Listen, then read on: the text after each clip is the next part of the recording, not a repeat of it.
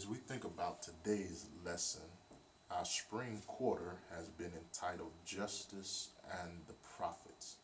And it has been a look at how the prophets communicate God's will to his people about repentance and justice. Our unit number 1 was entitled God Requires Justice. And we talked about how the prophets were issuing God's call for justice in the conduct of human affairs. In unit number 2, it was entitled God Promises a Just Kingdom. And we talked about the prevailing of God's justice through his Messiah and his redeemed nation. Well, today we began a new unit. And this is unit number 3 for the month of May. And it is called to God's Work of Justice. Unit number 3 is entitled Called to God's Work of Justice. And we will explore ways that people are called to participate in God's work of justice. Today, as we think about our lesson, God calls a man by the name of Zephaniah. And this is our lesson for the day. Lesson number 10 for May 3rd, 2020.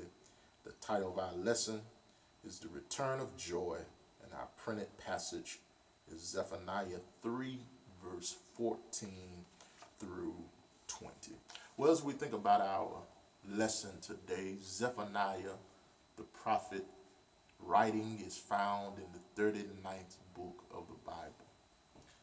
And in its 3 chapters, one message is hammered home and one message prevails out of all of the others. And that is that the day of the Lord is coming.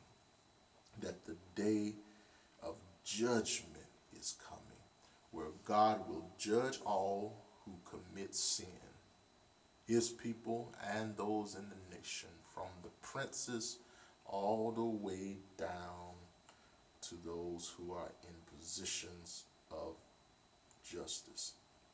So he will judge corruption, evil, immorality, injustice, idolatry. And this is Zephaniah's message. He is a pre-exile prophet. So he is prophesying before Israel went into exile. So his message literally is one of warning. We find that in the first 2 chapters of his writing, that the first 2 chapters are warnings. But when we arrive at this 3rd chapter, we find that the warning turns to a call of joy. And in 3 ways, Zephaniah points the people of Israel to joy. First one is that God will make them shout and be glad and rejoice for his deliverance.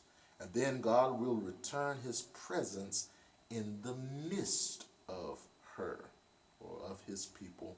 Then thirdly, God will transform, he will undo, he will halt, he will drive out, he will turn back.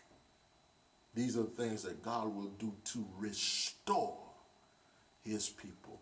And so there's a call Zephaniah makes to joy, that even though we're going through right now, people of God, I want you to be encouraged that God is going to turn it around. He's going to bring back joy. He's going to bring back rejoicing and shouting and singing.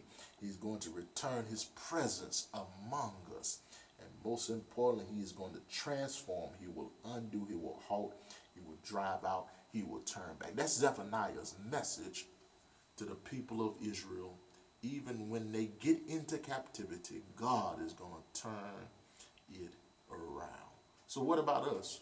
What does Zephaniah say to us? He reminds us that no matter what it is we're going through, and especially no matter how bad it looks, the message Zephaniah tells us to continue to look to the Lord for victory, hope, renewal, restoration, and joy.